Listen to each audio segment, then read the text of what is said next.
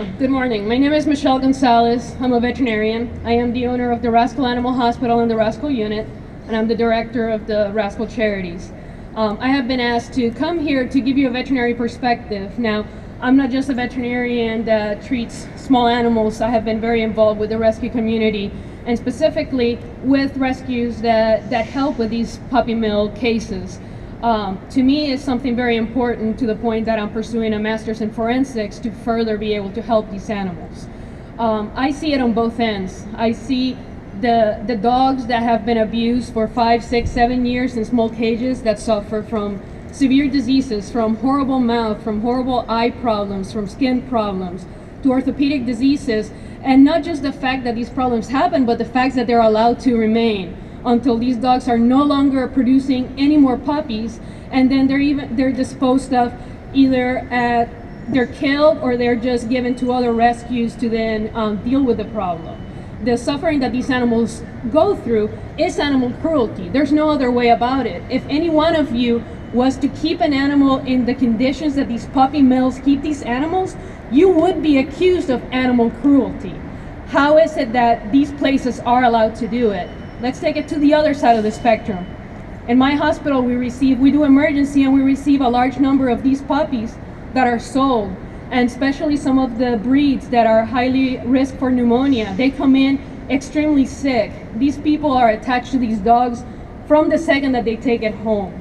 They're crying, they're suffering with these dogs, they're spending money, and all because of what? Because somebody didn't care enough to properly take care of these animals before they even got in there. So whether you agree or disagree with how the parents are taken care of, think about the fact that there are humans involved, both adults and children, that are suffering because a company thinks that it's more important to make a dollar than to properly take care of these animals. You know, we need to protect the animals, we need to protect the consumers.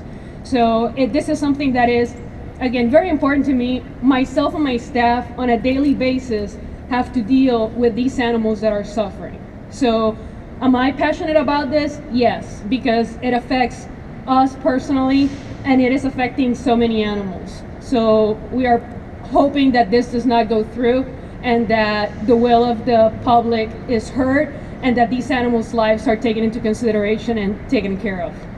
Thank you.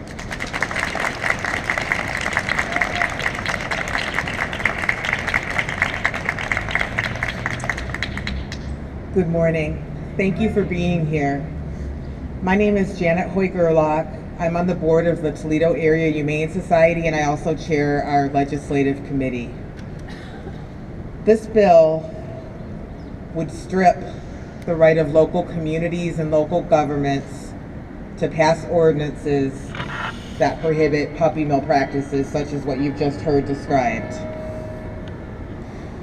These ordinances, as was just stated, protect not only animals, but people. Animals are protected by prohibiting the sale of animals raised through puppy mills, thus eliminating the demand in the retail market to obtain animals that way. And people, we're protected too from having our hearts broken when we've brought an animal into our household that comes to us with genetic problems, health problems, temperament problems that we were unknowing and unaware of. And it protects us from unknowingly participating in puppy mill practices. We see that cute puppy in the window, our heart goes out. We don't know the suffering and the cruelty that had to happen for that puppy to be in that window. So unwittingly, we fall in love, we buy the puppy, we've now supported puppy mills, bring puppy home. And as was described, puppy can have devastating health problems, hurting not just the puppy, but also the people who care for the puppy. I'm very proud to say that my community, the city of Toledo, passed such an ordinance. And this was a bipartisan effort, which in this day and age is no easy feat. But we sat together and we dialogued. We had animal advocates, we had small business owners, we had purebred dog breeders, veterinarians, concerned residents. and talked about what do we want to have in our community, and how do we put together legislation that truly represents our will. We passed our ordinance in 2013. It went into effect in 2014. The bill that's being proposed at the state level, Senate Bill 331, would overturn the ordinance that we have passed and would prohibit any other communities from making such an ordinance. Grove City is another example in Ohio of a community that's chosen to protect not just the animals, but also themselves from the impact of puppy mill practices. This bill is not good for local governance, and it's not good for people and communities, and it's certainly not good for animals. Who is it good for? It's good for puppy mills and the entities that profit from the cruel practices of puppy mills. And certainly those interests are not reducing the ability of people to self-govern.